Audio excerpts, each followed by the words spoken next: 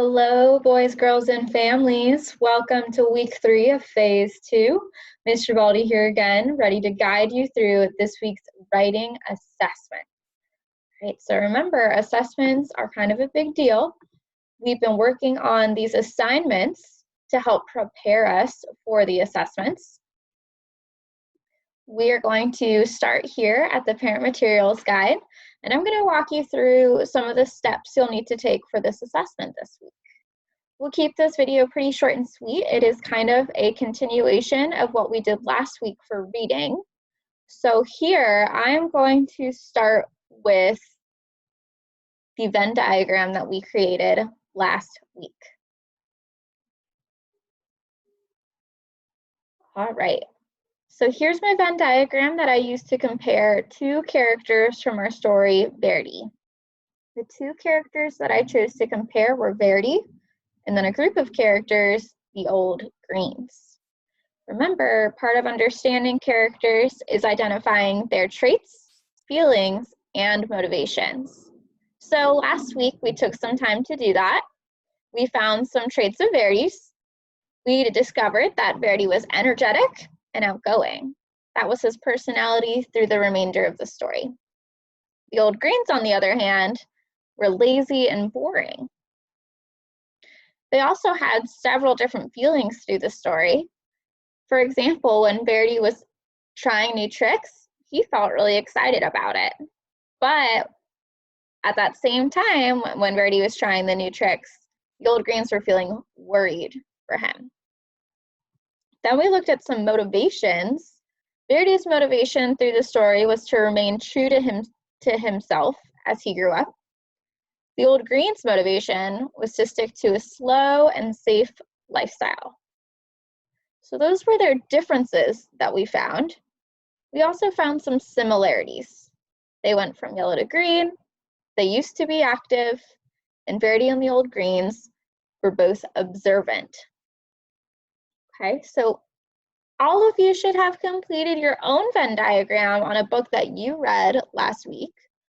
You did a great job sharing those with us. We loved seeing the traits, feelings, and motivations that you guys identified in your characters. You are welcome to use the same Venn diagram that you created last week for this assessment. Okay, the focus of the assessment this week is not the Venn diagram, but the paragraph that needs to go with a Venn diagram. So we're going to give you the choice. You can use the same Venn diagram that you worked on last week to build your paragraph, or if you would like to compare two new characters from either that same book or a different book, you're more than welcome to do that as well. But remember, we're using that Venn diagram to build our compare and contrast paragraph. Okay? So let's go ahead back to our parent materials guide for a moment. Okay. And we are going to actually start with our checklist for scoring before we go to the assessment. You can find that here.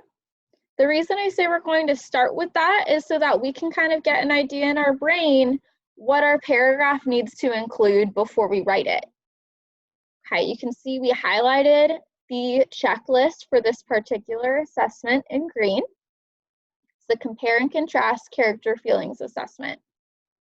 We need to see you include two main characters in your paragraph. We need to see you using those comparing and contrasting words. So, for example, the characters were similar or the characters were different. We'll need to see supporting details. You'll have to use your Venn diagram to have that supporting evidence that we need. We need evidence from your story. Give us specific examples. And then we'll also need description, complete sentences, of course, capitalization, and punctuation. Okay, those are things you guys are familiar with, and I'm confident that you can include those. All right, so just something to think about while you're writing today. Oops, I'm sorry. Now let's go back to our parent material guide to the assessment itself. Okay, So here you can see there's that section for the Venn diagram. Again, you can use one you've already completed, but you need to make sure that you're comparing two different characters, and you've already found or are going to find their similarities and differences. Once you've done that, your task is to write a paragraph to describe how the characters are similar or different. Use text evidence to support your opinion. All right, so you need to make a choice. Do you want to write about how your characters were similar? Or do you want to write about how your characters were different from one another? When we look back on my example, I chose to write about how the characters were different, and I stuck to that same theme throughout my whole paragraph. Okay? So when it says use text evidence, that means you need to refer back to specific things that happened in your book or specific things that you included in your Venn diagram. Really, it should be coming back to those traits, feelings, and motivations that we discussed last week and that we identified.